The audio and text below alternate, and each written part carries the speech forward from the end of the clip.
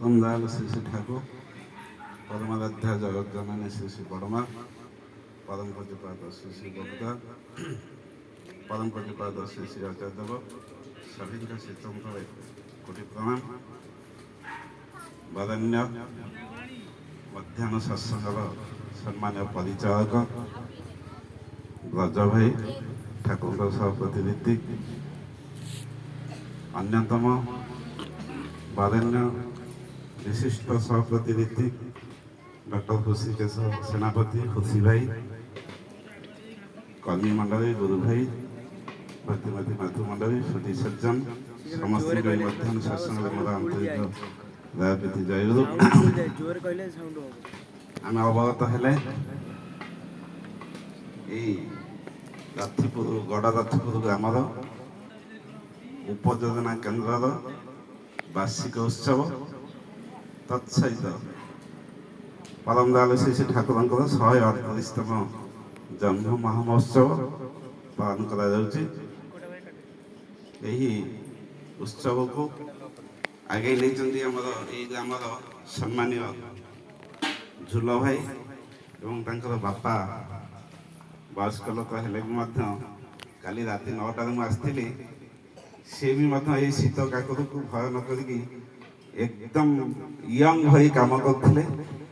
ତା ସହିତ ତାଙ୍କ ସହିତ ସହଯୋଗ କରୁଛନ୍ତି ଆମର ଟିକି ମା, ବହୁତ ଆକ୍ଟିଭ ଠାକୁରଙ୍କ କାମରେ, ସେ ମଧ୍ୟ ସମ୍ପୂର୍ଣ୍ଣ ସହଯୋଗ କରିଛନ୍ତି। ତତ୍ ସହିତ ସମସ୍ତ ଗୁରୁ ଭାଇ, ଏଇ ଗାଁର ଗୁରୁ ଭାଇ, କନ୍ତିଆର ଗୁରୁ ଭାଇ ମା ମାନେ, ଆମର ପାଖ କୁଦିଆର ଗୁରୁ ଭାଇ ମା ମାନେ, ଜଟଣୀର ଗୁରୁ ଭାଇ ମା ମାନେ, ଆଖପାଖ ଗାଁର ଅନ୍ୟ ଭାଇମାନେ ସବୁ ସାହାଯ୍ୟ କରିଛନ୍ତି। ସର୍ବପ୍ରଥମେ ପରମଦୟାଲ ଶ୍ରୀ ଶ୍ରୀ ଠାକୁର ଶ୍ରୀଙ୍କର ପ୍ରାର୍ଥନା ରଖିବା। ଏଇ ସତ୍ସଙ୍ଗ ଯେଉଁମାନେ ଆଗେଇ ନେଇଛନ୍ତି, ପରମଦୟାଲ ତାଙ୍କର ମଙ୍ଗଳ କରନ୍ତୁ, ଏହା ହିଁ ଶ୍ରୀ ଶ୍ରୀ ଠାକୁର ଶ୍ରୀଙ୍କର ପ୍ରାର୍ଥନା।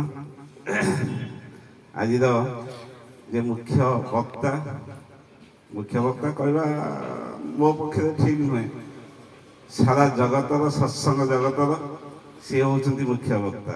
ଖାଲି ସେଠି ନୁହଁ, ତାଙ୍କ କଥା ମୁଁ କ'ଣ କହିବି, ସିଏ ଆମକୁ ଶିଖାଇଛନ୍ତି। ବେସିକାଲି ମୋତେ ହୃଷି ଭାଇ, ମୁଁ ଫିଲ୍ କରେ ମୋତେ ସାନ ଭାଇ ଭଳି ଯେତେବେଳେ ଦେଖନ୍ତି ହସ ଖୁସିରେ ଡାକନ୍ତି, ପାଖରେ ବସାନ୍ତି, ସାନ ଭାଇ ଭାଇ ଟ୍ରିଟ୍ କରନ୍ତି। ଏବଂ ସେ ଆଜି ଆମର ପାଖରେ ଠାକୁରଙ୍କ କଥା ତୁଳି ଧରିବେ। ପୁରୁଷୋତ୍ତମ ଭଗବାନଙ୍କ ଆସନ୍ତି, ଠାକୁର ଗୋଟେ ବାଣୀ ଦେଲେ, ପୁରୁଷୋତ୍ତମ ଆସେন যখন সব গুরুদের সার্থকতা, ধরিলে তাଙ୍କୁ ହୁଏ ନା କେବେ ଗୁରୁ ତ୍ୟାଗର ପୁଣ୍ୟ କଥା। କେତେ ଗୁରୁ, କେତେ ସାଧୁ, କେତେ ସନ୍ଥ, ଅତୀତରେ ମଧ୍ୟ ଅନେକ ପୁରୁଷୋତ୍ତମ ଆସିଥିଲେ। ପ୍ରେଜେଣ୍ଟ ପୁରୁଷୋତ୍ତମ ଯେତେବେଳେ ଆସନ୍ତି, ମଣିଷ ତାଙ୍କୁ ଗ୍ରହଣ କରିବା ବିଧେୟ। ସେଥିପାଇଁ ଶ୍ରୀ ଶ୍ରୀ ଠାକୁର ବାଣୀ ଦେଲେ, ସବୁ ଧର୍ମର ସାର ମର୍ମ, ଯେତେ ଧର୍ମ ଅଛି, ହିନ୍ଦୁ ଧର୍ମ, ମୁସଲମାନ ଧର୍ମ, ବୌଦ୍ଧ ଧର୍ମ, ଖ୍ରୀଷ୍ଟିଆନ ଧର୍ମ, ଯେତେ ଧର୍ମ ଅଛି, ଶ୍ରୀ ଶ୍ରୀ ଠାକୁର କହିଲେ ସବୁ ଧର୍ମର ସାର ମର୍ମ ପୁରୁଷୋତ୍ତମକୁ ଶରଣ ନେବା। ଯେତେ ଧର୍ମ ଅଛି, କାରଣ ପୁରୁଷୋତ୍ତମକୁ ଶରଣ ନେଲେ ଆଜିର ଯେଉଁ ସମସ୍ୟା, ଆଜିର ପରିସ୍ଥିତିରେ ମଣିଷ ଯେଉଁ ସମସ୍ୟାରେ ପଡ଼ିଛି, ସେଇ ସବୁ ସମସ୍ୟାର ସମାଧାନ ପୁରୁଷୋତ୍ତମ ହିଁ କରିପାରନ୍ତି। କାରଣ ଏଇ ଆଜିର ସମସ୍ୟା ହେଉଛି ପାରିବାରିକ ସମସ୍ୟା। ଆପଣ ଦେଖିବେ ମଣିଷ ତାର ପାରିବାରିକ ଚିତ୍ରକୁ ଯଦି ଦେଖିବେ, ଏତେ ନଷ୍ଟ ହେଇଯାଇଛି। ବାପ ପୁଅର ସୁସମ୍ପର୍କ ନାହିଁ, ସ୍ୱାମୀ ସ୍ତ୍ରୀର ସୁସମ୍ପର୍କ ନାହିଁ, ଭାଇ ଭାଇର ସୁସମ୍ପର୍କ ନାହିଁ, ଜାତିର ସୁସମ୍ପର୍କ ନାହିଁ, ଗାଁ ଭିତରେ ସୁସମ୍ପର୍କ ନାହିଁ। এই ସୁସମ୍ପର୍କଟାକୁ ଗଢ଼ି ଉଠିବା ପାଇଁ ପରମଦୟାଲ ଶ୍ରୀ ଶ୍ରୀ ଠାକୁର ଅନୁକୂଳଚନ୍ଦ୍ର ଯେଉଁ ସତ୍ସଙ୍ଗ ମାଧ୍ୟମରେ ପାରିବାରିକ ଚିତ୍ର ଭିତରେ ଦେଖେଇଦେଲେ, ତାଙ୍କର ଦାମ୍ପତ୍ୟ ଜୀବନରେ ସ୍ୱାମୀ ସ୍ତ୍ରୀଙ୍କ ଜୀବନ କେମିତି, ସ୍ୱାମୀ ସ୍ତ୍ରୀ କେମିତି ଭଲ ପାଇବା, ସ୍ୱାମୀ ସ୍ତ୍ରୀ ଭିତରେ କେମିତି ସୁସମ୍ପର୍କ ରହିବା, ପରମଦୟାଲ ଶ୍ରୀ ଶ୍ରୀ ଠାକୁର ଏବଂ ଲକ୍ଷ୍ମୀମା ତାଙ୍କ ଚରିତ୍ର ଭିତରେ ଦେଖେଇ ଦେଇଥିଲେ। ଏବଂ ତାଙ୍କର ଓରସରୁ ଯେଉଁ ସନ୍ତାନ ଆସିବେ ବା ଆସିଛନ୍ତି, ପରମ ପୂଜ୍ୟପାଦ ଶ୍ରୀ ଶ୍ରୀ ବରଦା ଅନେକ ଥର ଅନେକ ଜାଗାରେ ସେଇ କଥା କହିଛି ଯେ ପିତୃଭକ୍ତ ଠାକୁର ହଉଛନ୍ତି ଭଗବାନ, ଏ କଥା ବ୍ୟତୀତ ଅନ୍ୟ କିଛି ବୁଝନ୍ତିନି ପରମ ପୂଜ୍ୟପାଦ ଶ୍ରୀ ଶ୍ରୀ ବରଦା।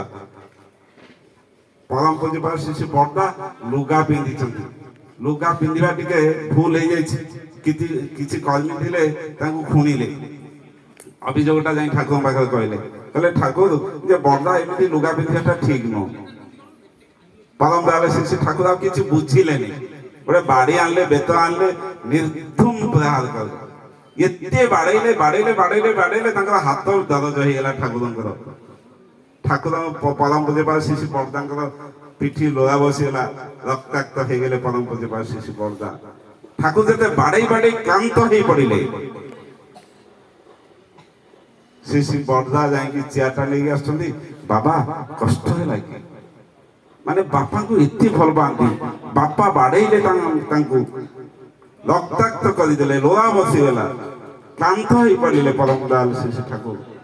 ସିଏ ହଉଛନ୍ତି ପୁଅ। ବାବା କଷ୍ଟ ହେଲା କି? ଏବଂ ବିଛଣା ଆଣିକି ବିଞ୍ଚି ଦେଲେ। ସିଏ ହଉଛନ୍ତି ପୁଅ, ସିଏ ହଉଛନ୍ତି ବାପା। ତେଣୁ ଏଇ ସମାଜରେ ଯୋଉ ଏଇ ପୁଅ ମାନଙ୍କର କଥା ନ କହିବା ଭଲ, ପାରିବାରିକ ଜୀବନ ନ କହିବା ଭଲ, ଦାମ୍ପତ୍ୟ ଜୀବନ ନ କହିବା ଭଲ, କୌଣସି ଜୀବନରେ ଶାନ୍ତି ନାହିଁ। କେବଳ ପରମ ଦୟାଳୁ ଶ୍ରୀ ଯୋଉ ଆଦର୍ଶ ଦେଲେ, ଯୋଉ ଆଇଡିଆଲ କଥା କହିଲେ, ଯୋଉ ସତ୍ସଙ୍ଗ ଦେଲେ, ସେଇଥିପାଇଁ ଶ୍ରୀ ଠାକୁର କହିଲେ ସତ୍ସଙ୍ଗ ହଉଛି ମଣିଷ ତିଆରି କାରଖାନା। Every man to be reformed and every house to be reconstructed. ପ୍ରତ୍ୟେକ ଲୋକ ଗୋଟେ ପରିବର୍ତ୍ତନ ହବ। ପରିବର୍ତ୍ତନ ଧାରାଟାକୁ ଯଦି ବଜାୟ ରଖିବା ପାଇଁ ଶ୍ରୀ ଠାକୁର ଅନୁକୂଳ ଆସିଛନ୍ତି। ଯାହା ହଉ ପରମ ପୂଜ୍ୟ ଘୁଷି ଭାଇ କିଛି ଆଲୋଚନା ରଖିବେ, ମୁଁ ବିଶେଷ କିଛି କହୁନି।